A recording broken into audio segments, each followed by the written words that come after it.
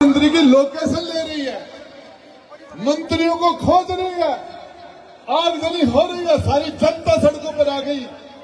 बांग्लादेश में भी हुआ, श्रीलंका में भी हुआ। जब जब जनता को दबाने का काम किया, और मैं भाई नरेश,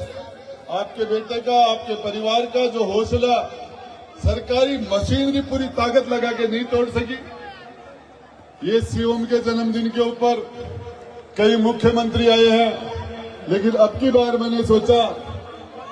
आपसे बड़ा चेहरा राजस्थान में नौजवानों के लिए दूसरा नहीं है।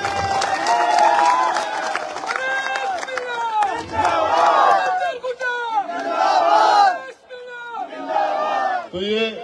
छोटा सा कार्यक्रम हम हर साल ही जन्मदिन के ऊपर होता है। ये अब की बार ये हमारे ये टीम हमारी ये मूनबाग क्रिकेट और हमारे यहाँ के नौजवान सारे ये JPL2 इसके आयोजक के तमाम लोग हैं। ये सारे के सारे ये JPL2 इसलिए है कि ये राजेंद्र गुड्डा के भी दोस्त हैं और शिवम गुड्डा के भी दोस्त हैं, इसलिए 2 है। और ये सबसे ज्यादा अच्छे तो ये बैठे थे छोटे छोटे, ये भी दोस्त हैं। तो भाई नरेश, आप ने जो संघर्ष किया उसको सैल्यूट करता हूं। मैं तीसरी बार बोल रहा हूं, तीसरी बार आज बोल रहा हूं, राजस्थान के अंदर, हिंदुस्तान के अंदर ये सरकार है, उनको फिर बता रहा हूं, समय रहते चेत जाओ। ये नरेश मीणा झालावाड़ के अंदर, तो पूरे झालावाड़ के अंदर, पूर्वी राजस्थान के अंदर, दक्षिणी राजस्थान के अंदर ये अकेला सब पर भारी है। और आज जिस तरीके से पूरी शेखावाटी में मैंने कहा था, जब आप आओगे तो शेखावाटी की पूरी जनता, नौजवान आपके लिए खड़ा हो जाएगा। और ये स्थिति शेखावाटी की नहीं, पूरे राजस्थान की है। और ये जो संघर्ष, ये जिस तरीके से ने जोर जुर्म किया, क्या क्या ही परिवार के साथ नहीं किया,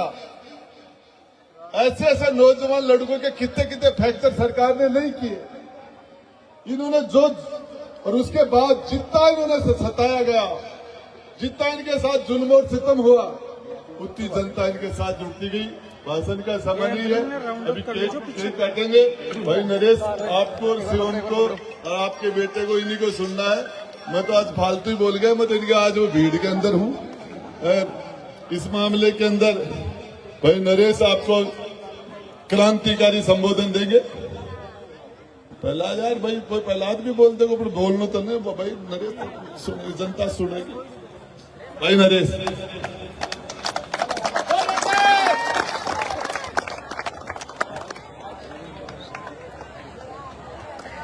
परम आदरणीय पूर्व मंत्री बड़े भाई साहब राजेंद्र जी गुड्डा साहब, आज के इस कार्यक्रम के आकर्षण, जिनका आज जन्मदिन है, जिनको शुभकामनाएं देने, लंबी उम्र की कामना करने की, उसमें आज मैं आपके बीच में यहाँ आया हूं भाई शिवम गुड्डा,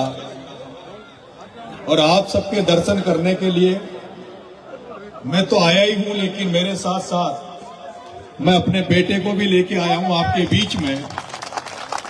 क्योंकि राजस्थान विश्वविद्यालय में नौकरी लगने के मकसद से 1999 में 12 से चलकर जयपुर आया था। लेकिन राजस्थान विश्वविद्यालय में जो शेखावटी के छात्रों की जो संगत मिली, जो शेखावटी के वीरों की जो संगत मिली, उसी का परिणाम है कि आज नरेश मीणा इतनी मुखरता से बड़े बड़े नेताओं के खिलाफ, बड़े बड़ी सत्ताओं के खिलाफ बोल पा रहा है। इसमें कहीं कहीं कोई कारण है तो वो शेखावटी के मेरे युवा साथी, छात्र साथी भी उसमें सबसे बड़ा उनका योगदान है। मैंने पिछले समय 2 चुनाव लड़े, उससे पहले मैं पार्टियों में रहा, और विशेष रूप से मैं कांग्रेस पार्टी में पैदा हुआ, कांग्रेस पार्टी में रहा। लेकिन कांग्रेस पार्टी की खूब सेवा करी, कांग्रेस पार्टी में खूब दरी बिछाई, खूब झंडा लेके चला, कांग्रेस पार्टी के नेताओं के खूब नारे लगाए, लेकिन उस कांग्रेस पार्टी में, जिस कांग्रेस पार्टी को हम लोग जो आदिवासी समाज, जिस मीणा समाज से मैं आता हूं, वो मीणा समाज, वो आदिवासी समाज, जिस कांग्रेस को पूरी ताकत से, पूरी ऊर्जा से, पूरी एनर्जी से वोट देता है, कांग्रेस को जिंदा रखता है, कांग्रेस का नारा लगाता है, उस कांग्रेस में उस आदिवासी समाज के इस नरेश मीणा, इस आप बेटे ने पहले 2018 में टिकट मांगा, फिर 2023 में लोकसभा का टिकट मांगा, फिर 2024 में विधानसभा देवली उनियारा का टिकट मांगा। लेकिन पता नहीं उस कांग्रेस को इस नरेश मीणा में क्या कमी नजर आती है, इस आदिवासी बच्चे में क्या कमी नहीं नजर आती है, जिस आदिवासी इस नरेश मीणा को निर्दलीय के रूप में छपरा में 44,000 वोट वहां की जनता ने दिए, जिस नरेश मीणा को वहां से अपने जिले से 400 किलोमीटर दूर टोंक जिले की देवली उनियारा की जनता ने 60,000 वोट दिए, और उस कांग्रेस पार्टी ने जिसको टिकट दिया उसकी जमानत जब्त करवाई, 30,000 वोट दिए। लेकिन पता नहीं उस कांग्रेस में क्या कमी नजर आती है नरेश मीणा में। लेकिन उसके बाद कई बार टिकट मांगा, कई बार हुआ, और जब लगा कि नरेश मीणा जब छात्र राजनीति से आया, जिस राजस्थान विश्वविद्यालय में जिस छात्र राजनीति में नरेश मीणा उतरा, उस छात्र राजनीति में भी आपको शायद ध्यान होगा, इसी झुंझुनू का एक बेटा अंकित धायल निर्दलीय चुनाव लड़ा, तो उस अंकित धायल को अध्यक्ष बनाने में अगर किसी का योगदान तो आपके बेटे नरेश मीणा का था। राजस्थान विश्वविद्यालय में ज्यादातर छात्र नेता जो निकल कर आए हैं, वो सारे छात्र नेता आप भी इस एरिया से आए, चाहे रणवीर जी भाई साहब हो, चाहे राजकुमार जी शर्मा हो, राजेंद्र जी गुड्डा साहब तो विश्वविद्यालय का अध्यक्ष नहीं बने, लेकिन अगर रणवीर जी गुड्डा विश्वविद्यालय के अध्यक्ष बने तो उसमें भी कहीं सबसे बड़ा मार्गदर्शन था, हाथ सेवा था, तो भाई साहब राजेंद्र जी गुड्डा का था। मेरे प्यारे भाइयों, पिछले जो दोनों चुनाव लड़े, जब पार्टियों पे भरोसा उठ गया, नेताओं की दरी उठा के झंडा उठाते उठाते भरोसा उठ गया, तब सोचा कि नरेश मीणा अगर तुझे तो कोई मौका देगा तो ये जनता जनार्दन देगी, जनता के बीच चला जा, जनता को याद दिला कि जनता के पास जाकर उनको जगह, उनको पता कि किस तरह की राजस्थान में राजनीति होनी चाहिए। और इसीलिए उन पार्टियों का झंडा छोड़कर, उन पार्टियों के नेताओं को छोड़कर आपका ये बेटा नरेश मीणा भगत सिंह की फोटो लेकर, भगत सिंह के इंकलाब के नारे को लेकर छपरा की धरती पे उतर गया, और उसके बाद देवली उनियारा की धरती पर उतर गया। उस भगत सिंह की फोटो लेकर जिसने इस भारत में इंकलाब का नारा दिया, जिसने क्रांति, इस भारत में क्रांति को पैदा किया। कल एक परसों में एक बहुत बड़े नेता से मिला,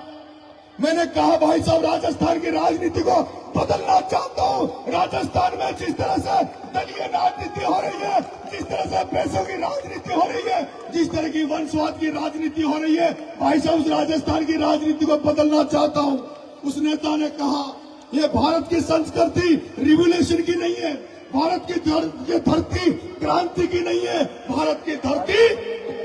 रिएक्शन, प्रतिक्रिया देती है, रिएक्शन देती है, यहाँ क्रांति नहीं हो सकती। इसीलिए कारण है कि 300 अंग्रेज आकर इस भारत की करोड़ों की जनता को कब्जा कर लेते हैं, बाहर से विदेशी आकर इस भारत की जनता पर कब्जा कर लेते हैं, करोड़ों लोग होने के बावजूद भी गिनती के लोग आकर इस देश को गुलाम बना देते हैं, क्योंकि इस देश में गुलामी का तत्व भरा हुआ है, यहाँ स्वाभिमान मर चुका है। यहाँ हर घर में जब तक भगत सिंह पैदा नहीं होगा, हर घर में महाराणा प्रताप पैदा नहीं होगा, हर घर में सुभाष चंद्र पैदा नहीं होगा, हर घर में अम्बेडकर पैदा नहीं होगा, हर घर में ज्योतिबा फुले जैसे महान पुरुषों की तस्वीरें नहीं लगेगी, जब तक इस भारत का भला होने वाला नहीं है। मैंने कहा